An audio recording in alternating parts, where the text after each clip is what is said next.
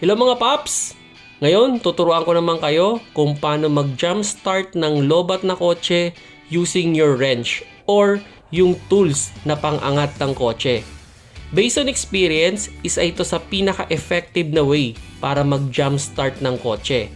Yun nga lang, kailangan nating tanggalin ang battery ng donor na kotse, then may another person na mag-i-start ng kotse while holding the wrench on the battery.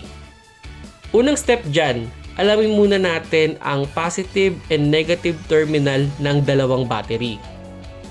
Then, tanggalin natin ang battery sa donor car. Once na natanggalin natin ang battery, posisyon natin ang donor battery sa taas ng lobat na battery. Make sure na magkatapat ang positive at negative terminal ng dalawang battery. Using the 2 pieces wrench, ilagay natin ang isang wrench sa positive terminal ng dalawang battery. Then, ilagay natin ang another wrench sa negative terminal ng dalawang battery. Note mga paps, make sure na walang paint ang gagamiting wrench.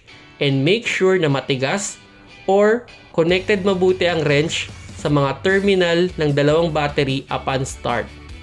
Pag connected na ang positive and positive, then negative, pwede nang i-start ang kotse with another person. So pag nag-start na, pwede nang tanggalin ang wrench at ibalik na ang battery dun sa donor car. Kung nag-aalala kayo kung makukuryente kayo, on my own experience, wala naman siyang ground. I do this so many times and wala naman ako nararamdamang kuryente. Pero kung nag-aalangan kayo, huwag ninyong gawin. This idea is for emergency use only.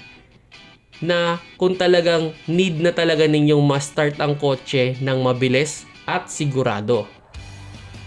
Kung nakadagdag ako ng kaalaman sa inyo, i-press naman ninyo yung like and i-press na rin nyo yung subscribe button dyan sa baba ng video para ma-notify kayo sa mga susunod ko pang bidyong i-upload tungkol sa kotse.